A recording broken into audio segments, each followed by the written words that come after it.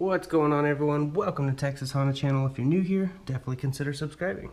So today I'm dedicating this video to how to install your MaXpeedingRod coilovers onto a Honda Civic. The method works the same for most vehicles, but from 1988 all the way to 2000, this method is pretty much identical. So I'm going to show you how to do that with these MaXpeedingRod coilovers. These MaXpeedingRod coilovers do have the adjustable damper, and if yours does not, this method still works the exact same way. So basically, you're going to need a 17 wrench, a 17mm socket with ratchet. You'll need a 14mm wrench and ratchet, and possibly penetrant of some sort, a hammer, and a lot of patience. But we're going to go ahead and get started jacking the car up. Okay, so when it comes to jacking your car up, there are multiple spots you could choose to jack it up from. Definitely don't do it right here. You want to go back to the pinch weld, make sure you're on it really secure, and then you'll want to secure a jack stand underneath after you jack it up. So before we do that, if you're not using an impact gun, it's best to break the lug nuts loose. Don't take them off, just break them loose to where they're looser. Before jacking it up, it makes it a lot easier to get the wheel off after it's in the air. So I'm going to go ahead, jack it up, place a jack stand, and get this wheel off.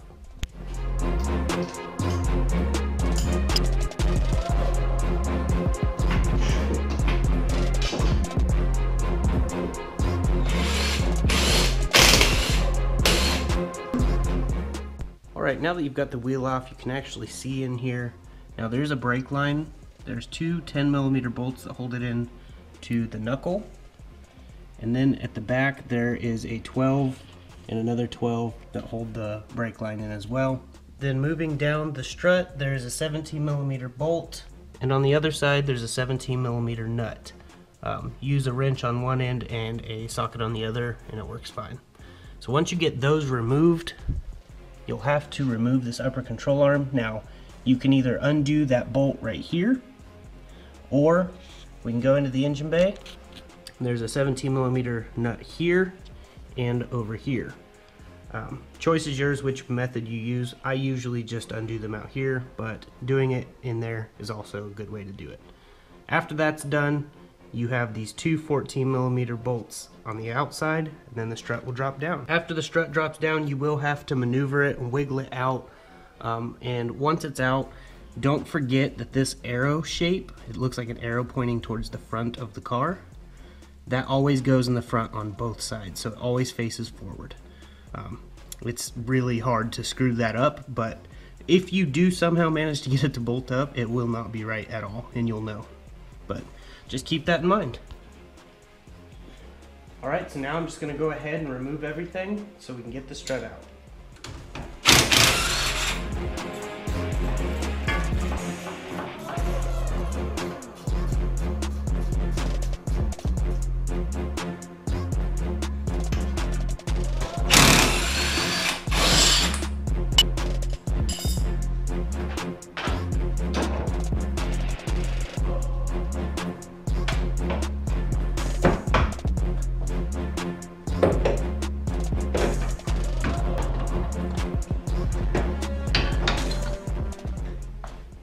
Alright, now that we've got the front shock and coilover off, we're going to adjust this new MaXpeedingRod to right around the same level, so that way it's about the same ride height.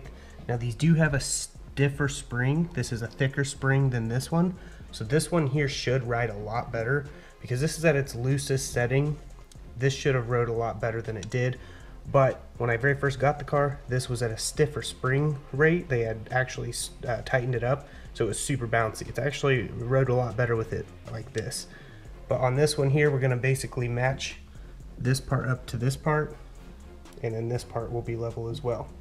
Then we have to take the fork off, which is just a 14mm bolt. Put these metal collars right here and put them in and reinstall it back in the car. So I'm going to do that.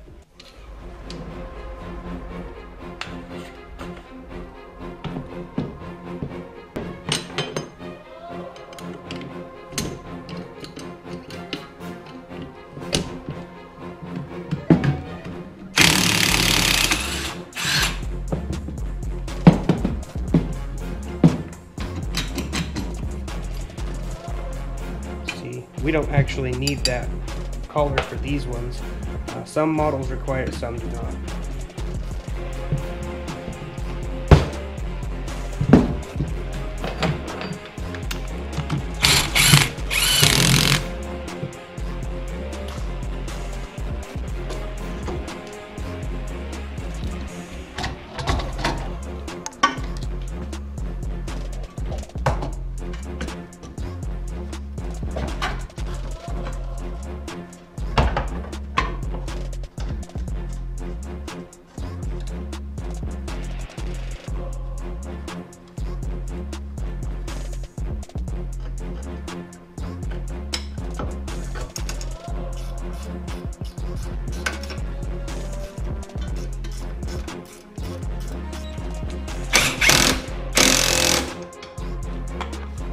Okay, it's all back together. Everything's looking good.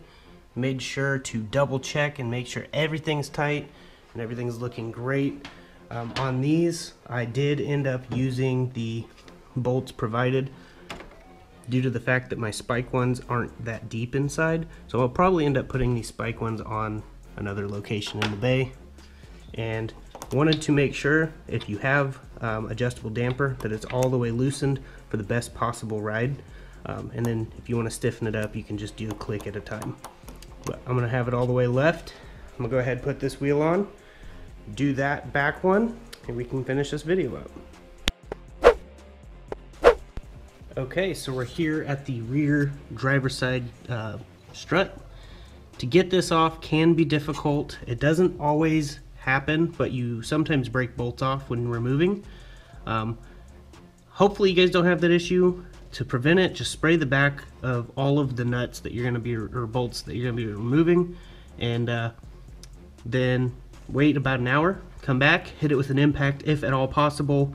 If you don't have an impact, just remember, loosen it, tighten it, and loosen it and tighten it over and over until it becomes loosened, like it's loosening up. But I'm going to go ahead and remove this 14mm bolt here, and then we have two 14mm inside the hatch, and I'll show you how to remove those. Here we go. Okay, so moving into the back of the hatch, there are two 14mm nuts up top. Just going to want to remove both of those, and then the strut will go down.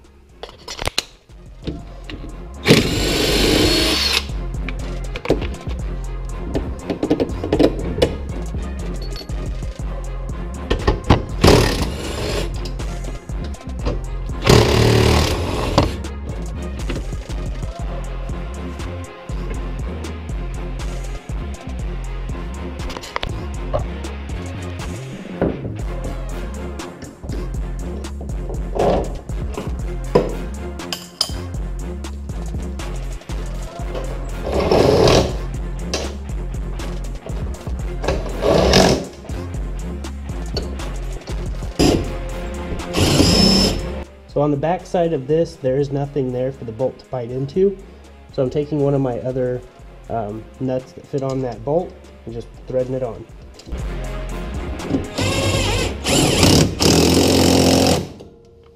Alright, there it is. Got it put back together. I did the passenger side as well, and I was able to put the spikes on there. After all, I just had to put the other bolts down and then put them on top. Now it is super bouncy, super soft, which will make it ride like factory. Now we can stiffen that up by either the spring load, which you have to jack the car up to do, or we have the adjustable damper. So I do have the damper set at one click, and it's still that soft. So if I stiffen it all the way up, this thing should ride really good still. But the spring load definitely makes a huge difference. So the more that spring's tightened up, the more stiff it's going to ride, but it will also handle better. So you got to find your happy spot with it. But yeah, it's a pretty simple little process to install them. The only issue you can really run into is those back ones. Those back bolts always break off, but luckily these have been removed. But if you do come across those, don't give up. You can do it. I know you can. Definitely don't give up on it, and keep fighting and get those lower control arms out. Hopefully you don't have that issue though. But yeah, it's pretty much the exact height it was with the Skunk 2s. I could actually go a little bit lower now. Actually, I could slam it and it would ride fine most likely, but that's basically it for this video. Just wanted to give you a good how-to on installing the MaXpeedingRod coilovers. So there will be the information in the description. Definitely go follow MaXpeeding on Instagram and check out their website. So all that information will be in the description. I'm gonna go ahead and get off here. So I'll see you guys in the next video. Hope you guys enjoyed it. If you did, please hit the like button. Subscribe to the channel if you're new here, and I'll see you guys in the next one. As I like to say, God bless, stay safe, stay awesome.